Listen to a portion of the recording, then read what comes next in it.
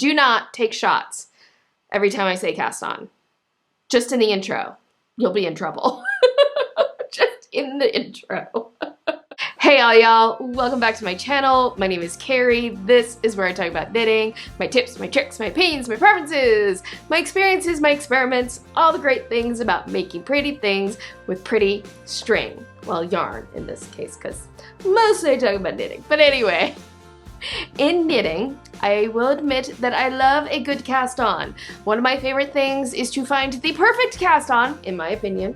And there are some projects that really benefit from a certain type of cast on called a tubular cast on. For example, here, this is a pot holder project that I worked a while ago, and you'll notice it has this beautiful round edge at the beginning and at the end of the project. And this edge, this rounded edge, is created with a specific type of cast on called a tubular cast on.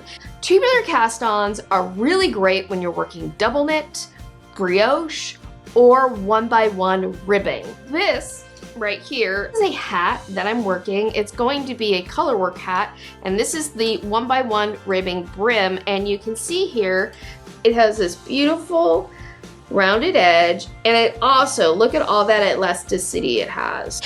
Now, most of the times when people utilize a tubular cast on, they use what's called an Italian cast on, and I have a video where I did once demonstrate that, and I love an Italian cast on. It's great, but the downside of the Italian cast on is that it really works best with a straight needle, because until you actually work stitches into it, it's a bit unstable. But that's okay, because you can also create a tubular cast on with Judy's Magic Cast On. What? What's that you say? I thought Judy's Magic Cast On was just for toe-up socks. No, it is not. So hit subscribe, hit the notification bell, give this video a thumbs up, and find out how I use Judy's Magic Cast On to make a tubular cast on.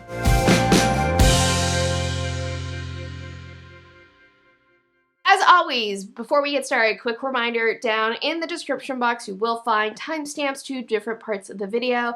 I always hope that you'll watch through the video at least one time, because you never know what trick or tip or funny moment I might have thrown in. Also, watching a good portion of the video, watching the whole video really, does help support my channel and, you know, lets YouTube know that people are enjoying what I'm doing here. But sometimes you gotta get to something specific, so there are timestamps down below. Also, down in the description box, you will find a list of materials and resources that I think are relevant to today's video, and some of these will have clearly marked affiliate links. If you click on an affiliate link, it'll take you to a shopping website where you can make a purchase of something, if you want to, if you need to, and then I might earn a small commission, which really does help support what I do here. So if you utilize one of my affiliate links, thank you so much. It is greatly appreciated. And if not, I get it. No pressure. I'm really just glad that I can be a resource for you. So if you've never done Judy's Magic Cast On, I highly recommend that you check out my video where I demonstrated how to do Judy's Magic Cast On in depth, which I will link up here. I would check out that video first. You'll get an idea of how it works in this video, but just for the sake of time, I'm not going to go as in-depth on Judy's Magic Cast On here as I have in other videos. So to show you how this works, I'm going to actually start this project once again. I found it in this book, Knits of Tomorrow. I'm not normally a huge fan of knitting pattern books, but this was one my husband bought me, and he knows me so well because, oh, and I happened to turn right to the project. Wow. But this is a pot holder. It's a double knit project, and all the projects in this book are based on kind of like 1950s, 60s futurism ideas. So it's really cute. I really enjoy this pattern book, even just looking at the projects. But I really loved these pot holders in it that have these robot motifs. I think showing you how to utilize a tubular cast on with a double knit And utilizing 2 different colors of yarn will make it really clear about how this works. But I just want to say up front that what I'm going to do is pretty much what you would do for a 1x1 rib as well. Although at the end of the video, I'll talk a little bit about the slight difference between doing this cast on for a double knit versus a 1x1 rib. It's really not that big of a difference, but when you utilize Judy's Magic Cast On to do a tubular cast on, you want to actually go up at least a needle size. Really, ideally 2 to 3 needle sizes. And the reason for that is as you get deeper into this process, the initial stitches that you cast on will tighten up. So I'm going to start with a US size 7 to work my project. So I'm going to cast on with a US size 9. Okay, so I'm going to get out my needles here. I'm using interchangeable circular needles, and the way I'm going to do this cast on, I want a long needle for the casting on. I might utilize a shorter needle length for the actual project, but I want a longer needle for the cast on, and you'll see why as I go along. Oh, and I need my needles. Thank you, balls. You're both going on the floor. By the way, this is a tip. If you're newer to knitting and you see all these videos where we're throwing our yarn on the floor and you're like, why are you always doing that? The reason is actually having your ball of yarn down on the floor makes for better tensioning as you're knitting. Since I'm using 2 colors of yarn, I'm going to do a slip knot to bring these 2 colors together. And I'm going to put it on needle number 1. Needle number 1 is the needle that is closest to me in Judy's Magic Cast On.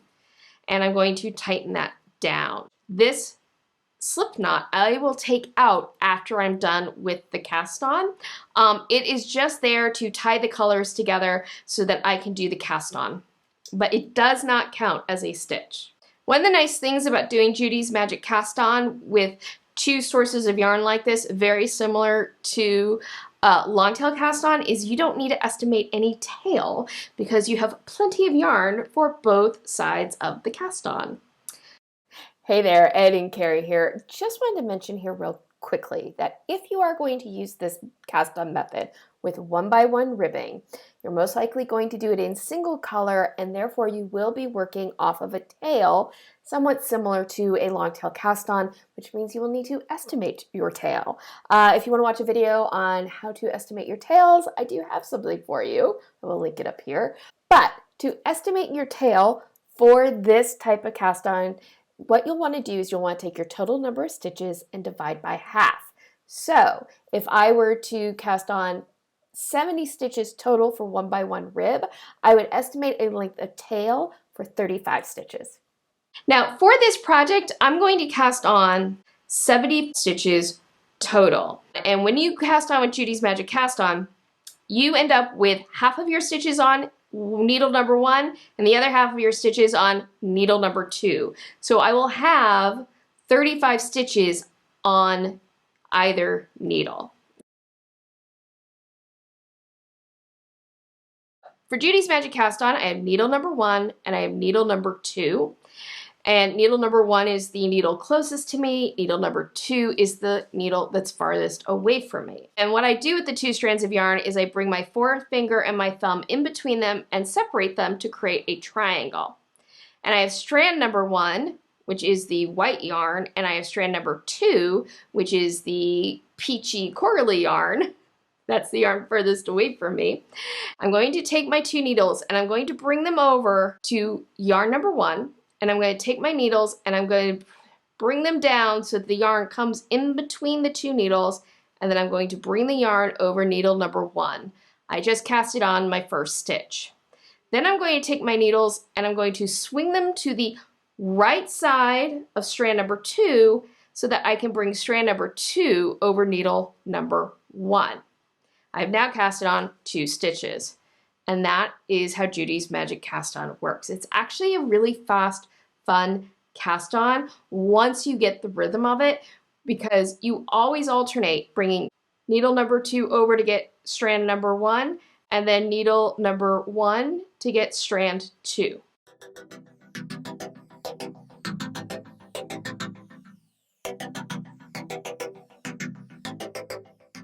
I'm going really slowly here so you can see how this works. But once you get into the rhythm of it, it goes by very quickly.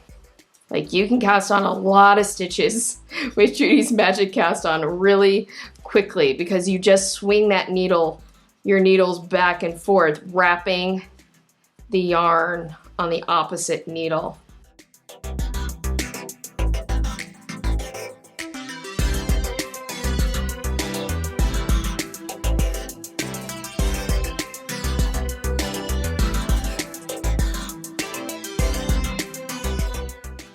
And now I have 35 stitches. Okay, this last stitch, it's just a yarn over the needle and it's pretty unstable. To make sure everything stays locked off, I take this last stitch and I do a backward loop so it doesn't fall off or get loose as I continue on with the cast on. I love Judy's Magic Cast On because it creates this equal number of stitches on either needle, but it's incredibly stable, and you get these purl bumps here on the back of the work as well, which is going to be really important for when we get to the next step in the process. All right, so if we were working a sock, we would be done. This would be a very large sock. This would be more like a Christmas stocking. But if we were working a sock, we would have had all our stitches casted on and we'd be ready to work the project. But for a tubular cast on, casting on all of your stitches in Judy's Magic Cast On is just step number 1. Step number 2 is I'm going to turn my needles over so that the stockinette side is facing me. So my peach stitches are on top and my white stitches are on the bottom needle. And now I'm just going to work a row of knit stitches across. So I'm going to take my bottom needle here, pull that through, and my white stitches are just going to hang out on that cable like it's a stitch holder, okay? And I'm going to go ahead and I'm just going to work a row of knit stitches.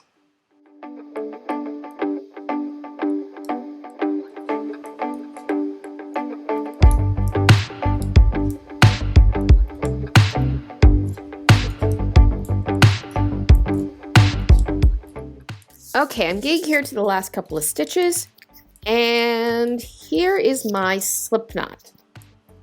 Doesn't count as a stitch, so I'm going to ignore that. I'm going to actually pull my needle up so that it's parallel now. Okay, so next step is I'm pulling my needles so they are both parallel to one another now. Okay, now here's that slip knot that I first created. I'm going to just take that off the needle, thusly, and undo it. Now here's this loose strand of yarn. I don't want to lose that. That is one of my loops of yarn that'll start my cast on. So I'm going to take this white yarn here and I'm going to do a backward loop to secure it. Okay. So now I have all my stitches casted on. I have a stable set of stitches. What I need to do now is to actually get both sets of these stitches up on one needle. So what we're going to do in this last step is we're going to get all of these stitches onto our project needle so that we're alternating a knit stitch with a purl stitch. Again, because remember in double knit, if you're familiar with it, you alternate, your front fabric with your stitch from the back fabric. Or if you're thinking about this in terms of 1x1 ribbing, you want to alternate your knit stitch with a purl stitch. Here's my project needle, and again, this is a size 7 needle for this project. And what I'm going to do is I'm going to take my stitches and I'm going to flip them over so that I have ridges facing me. And here are my purl bumps from the stitches that I just knitted. And then I have these white stitches down below that haven't been worked at all. What I'm going to do is I'm going to slip my stitches onto one needle, but I'm going to start with the white stitches, the stitches I haven't worked yet. So I'm going to alternate slipping off needle number 1 with my white stitches, and then needle number 2 with my peach stitches. Now this is the trickiest part of this cast on method because the stitches are very much attached to each other. So they tend to want to move together, and it's very easy when you're slipping off a stitch off one needle to accidentally have the stitch on the other needle come off. And when that happens, you kind of have to just start over. So I want to slip off the stitch on needle number 1, but that's going to pull at the stitches on needle number 2. So I put my forefinger on top of that stitch to make sure it stays on the needle.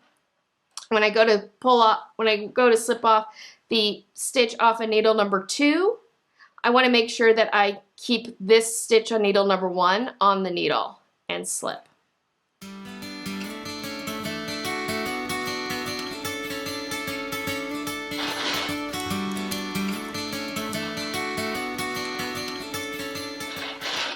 And this method, by the way, is described in the Capsese book that I'm always talking about, but it doesn't utilize Judy's Magic Cast On as the provisional cast on. I think it utilizes like a crochet cast on. But I realized, I was like, why don't I utilize Judy's Magic Cast On? Because then I have equal number of stitches on both sides. If you're going to utilize this cast on method, though, you definitely want to be like awake. I wouldn't do this at night with like having relaxed. You want to do this when you're really aware so that you're paying attention to those, making sure your stitches don't slip off the needle when you don't want them to.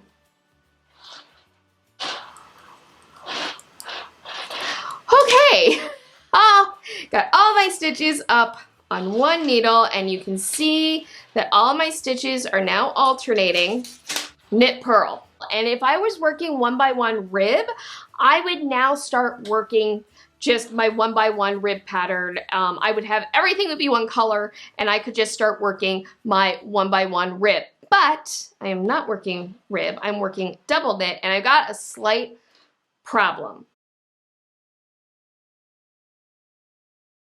I've got my, my peach back here, but I've got my white color back on this end. So to get both strands together on the same end, I've pulled the stitches up on my needle where the white working yarn is. Remember, the white stitches are the ones I have not worked at all yet. If you look, right, here are my peach stitches, and those are knit stitches, and my white stitches, therefore, are the purl stitches.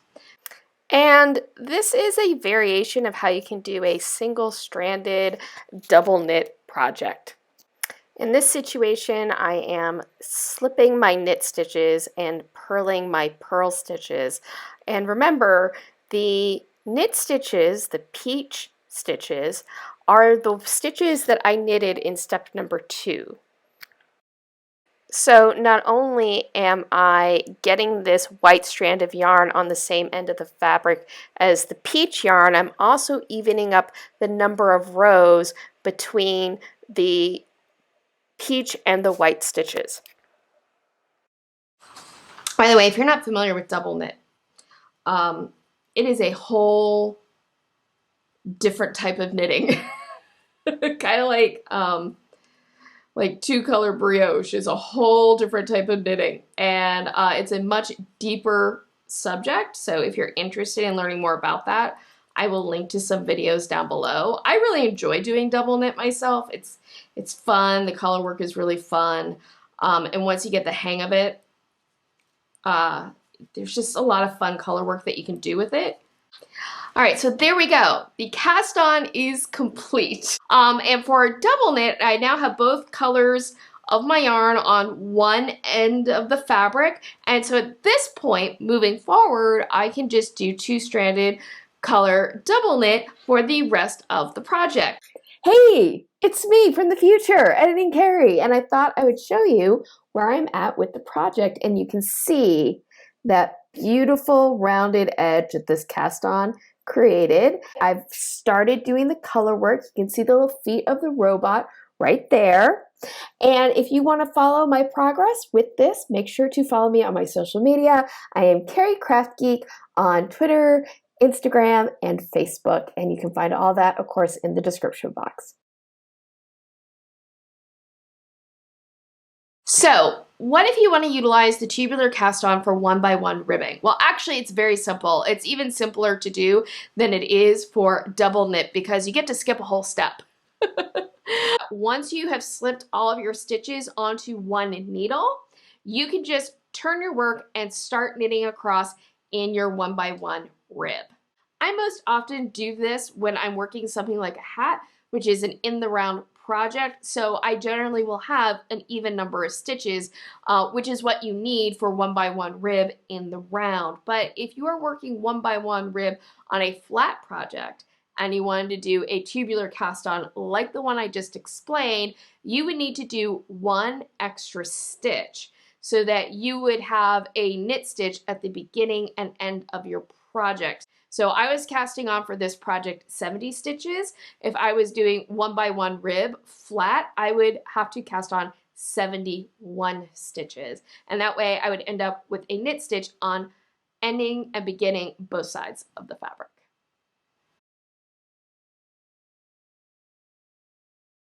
This is a more involved cast on. This isn't as quick as doing an Italian cast on is. There are, as you can see, multiple steps to it. But looking back again at this project that's completed, I don't think you can really deny the beautiful edge that you can create with a tubular cast on. This is a reliable way to get this result. It just will take a little bit more time and patience. So that is the tubular cast on utilizing Judy's Magic Cast On. And I would love to know if you have any questions, any comments, please let me know down in the comments below. I always read comments. I try to answer any questions that I can. And if necessary, I'm always happy to do a follow-up video to explain more. Because, well, that's why this space exists, really. Also, I'd love to know from you if you have any tips or tricks for doing a tubular cast on. How do you feel about doing tubular cast ons? Do you think that generally they're not even worth the effort? Or are you like me and you're like, I just love the rounded edge so much. That is it for me today. I hope that you enjoyed today's video and got some great information out of it. If so, please make sure to like this video, share this video with your other knitting friends. Liking videos, sharing videos, commenting on videos all helps YouTube know that this is a space worth checking out, and then it recommends this to other knitters, and then we can help grow this community together. Also, if you have not already, please make sure that you are subscribed and you hit the notification bell. When you click on the notification bell, that will ensure that you get notified whenever I upload a new video or start a live stream. Once again, down in the description box, you will find a list of materials and resources that are relevant to today's video. Some of these will have clearly marked affiliate links. Also down there, you will find my my Ko-fi link. What is that? Well, I love making these videos and sharing all of this with all y'all and having the conversations that we do online. However, it does take time, resources, and coffee. So if you'd like to leave me a small tip, it would be greatly appreciated. Any tips or commissions that I earn do get reinvested back into the channel. So thank you so much if you utilize any of that, or if you leave me a super thanks or whatever. It's all greatly appreciated. So thank you so much for joining me. I hope that you have a wonderful day, evening, weekend, weeknight, whenever you may be watching this. And as always, happy health and happy making. Bye! There we go. Doing a little shimmy, shimmy, shimmy, getting my chair in the right place. Shimmy, shimmy, shimmy, shimmy, shimmy, shimmy, shimmy, shimmy, shimmy, shimmy. All right. Hey, all y'all. Welcome back to my channel. I'm recording. Yes. Okay. Try that again. Oh, this is inside out. Oh my God. And today I want to share with you a method of doing a tubular cast on that I almost had it. Why did I have to start coughing? Come on, throat, don't do that to me now. Can't stop me now. Okay, got the plugs done. Hey, I wasn't recording? Son of a bitch. And I hope you can see it okay. Excuse me. Burp Club. Pull it together. Whew. did it, got through it. I hope it makes sense.